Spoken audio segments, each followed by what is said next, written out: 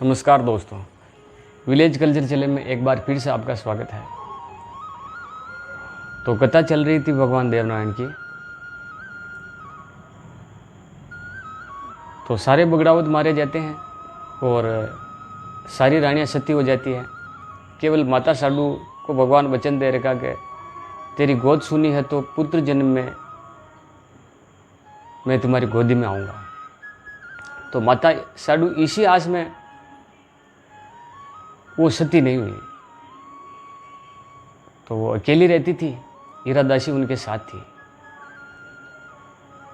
भगवान स्वप्न में आए और उनसे कहा कि 7वें शनिवार के दिन और संवत 968 में मैं जन्म लूँगा।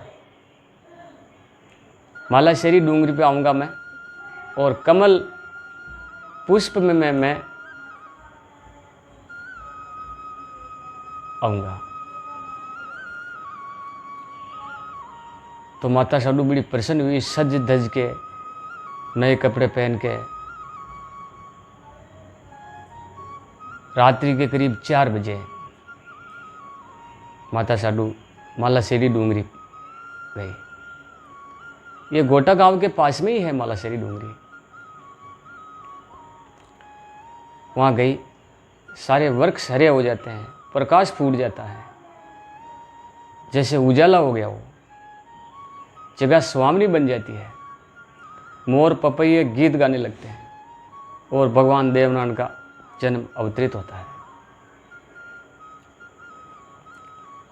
तो माता साडू को एक चिंता थी कि राणकर राव जी ने मेरे पति सहित 24 भाइयों का विनाश कर दिया और कहीं मेरे बच्चे को भी न मार दें। तो वो छुपा कर रखती थी अपने बच्चे को कि कहीं राणकर राव जी मेरे बच्चे को न मार दें। तो जैसे ही देवनारायण भगवान ने जन्म लिया तो 3 दिन के बाद राण के राव जी के महल के कांगरे टूट गए। जो महलों में जो कांगरे होते हैं बड़े बड़े, वो कांगरे टूट टूट के खर गए और उनको अपशुकुन होने लगा। जैसे दोस्तों किसी का समय बुरा आता है इंसान का, तो उसे अपशुकुन होता है। तो उनको बड़े बड़े अपशुकुन हो रहे थे, जैसे रात को नींद को जाग जाना, नींद नहीं आना, ऐसे उनको बड़े अपशुकुन हो रहे थे। और मन में उनके एक डर था। उनकी आत्मा जान गई, उनका मन समझ गया कि कुछ न कुछ अप्रिय घटना होने वाली है। तो मन ही मन समझ गए। तो उन्होंने कहा कि जाओ, कुछ न कुछ हुआ है, काम में पता करो क्या हुआ। तो कुछ लोगों को भेजा उन्होंने, सैनिकों को, कुछ को। पता लगता है कि साडू माँ के घर तो बालक जन्मा है। भला बालक कैसे जन्म सकता है? बगड़ावत तो मरे हुए को तो बहुत बरस बीत गए, अब कैसे हो सकता है? तो यही विचार कर रहे थे राण के राव जी सब, ऐसा कैसे हो सकता है? लेकिन जैसा भी हुआ, बच्चा जन्मा, उनको मरवाओ। वो तो हमारा दुश्मन है। दुश्मन का बच्चा दुश्मन ही होता है। उनको मारने के लिए 4 ब्राह्मण भेजे। जाओ ब्राह्मणों, उस बालक को खत्म कर दो। 4 ब्राह्मण गए। 4 ब्राह्मण गए तो पहला ब्राह्मण वो माता साडू के पहले तो दरवाज़ा खटखटाया, अंदर गए और माता साडू से कहा कि तुम्हारे यहाँ लाला हुआ है, उसका नामकरण करने आया मैं, उसका नाम निकालेंगे, उसका नाम क्या रखें। माता साडू ने डर गई। वो माता साडू बोली, मेरे कोई लाला वाला नहीं हुआ है, मेरे कोई बच्चा नहीं जन्मा है, मेरे पति को गुजरे हुए वर्ष बीत गए, भला मेरे लाल कैसे हो सकता है? नहीं, तेरे घर में बच्चा जन्मा है। इतने में तो बच्चा रो दिया। तो ब्राह्मणों को मालूम पड़ गई कि बच्चा पैदा हो गया। अब माता साडू क्यों छिपा रही है? फिर माता साडू ब्राह्मणों को अंदर ले जाती है और ब्राह्मण कहते कि आंगन को लिपाई करो और नई मटकी लाओ उसका हम पानी पिएंगे, फिर भोजन बनाओ, फिर भोजन ग्रहण करेंगे। तो वो माता साधु को दूर भेजना चाहते थे कि कहीं थोड़ी दूर हो तो हम उस बच्चे को मारें। तो माता साधु जैसे मालाश्री डूंगरी की और गोटा गांव के पास में ही है तामेश्वर की बावड़ी है। तो ब्राह्मण बोले कि तामेश्वर की बावड़ी पे जाओ, पानी भर के लाओ। ये मालाश्री डूंगरी के पास ही है, वहाँ हनुमान जी का स्थान भी है, आप कभी दर्शन करने जाओ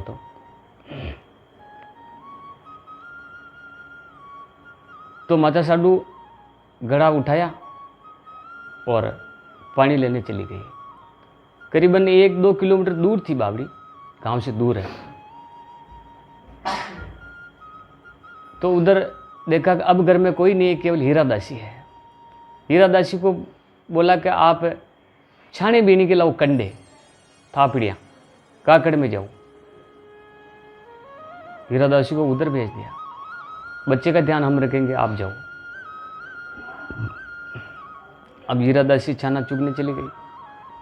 अब भगवान देवनारायण अकेले पालने में झूल रहे थे। तो एक ब्राह्मण जाके देखा तो पालने में बालक की जगह तो सांप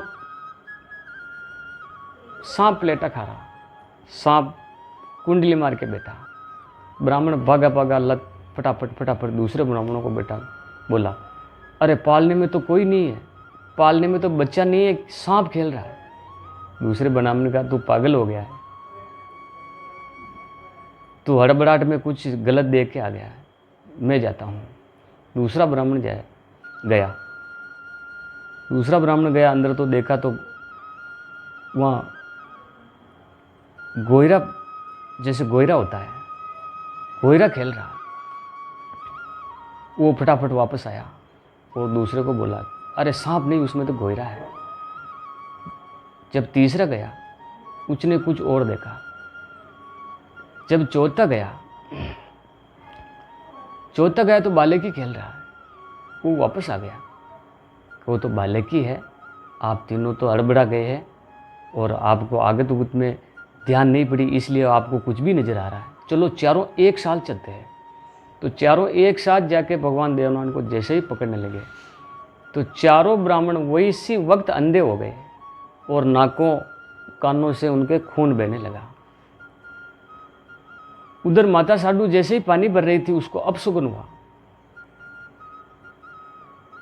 तामेश्वरी की बावड़ी जैसे ही वो डोर चलाती तो बावड़ी गहरी गहरी चली जाती, बावड़ी गहरी गहरी चली जाती। तो उसने कहा, ए बावड़ी तू गहरी गहरी क्यों जा रही है आज? मेरे को तो पानी की सख्त जरूरत है, जल्दी जाना चाहते हो, मेरे घर पर ब्राह्मण आए हुए हैं। तो बावड़ी झटाफट बावड़ी बोली कि तेरे घर पे तो धोखा हो रहा, वो ब्राह्मण राण के राजा के भेजे हुए दूत हैं और वो तेरे बच्चे को मारने आए हैं, तू फटाफट घर पे जा।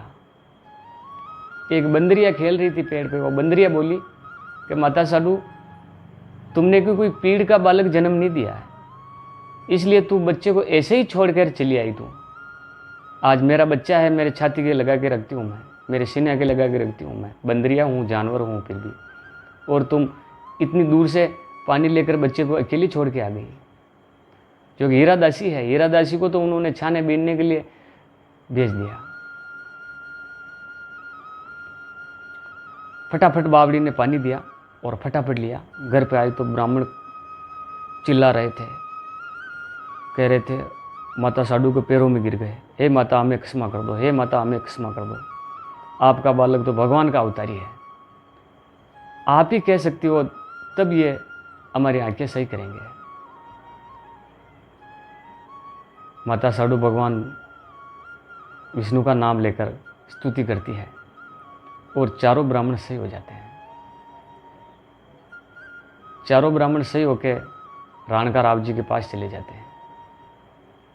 राणका राव जी को हाथ जोड़ के कहते हैं कि हे राणके राव जी, वो तो अवतारी पुरुष हैं, ब्राह्मण तो क्या, उसे कोई नहीं मार सकता, स्वयं आप भी नहीं मार सकते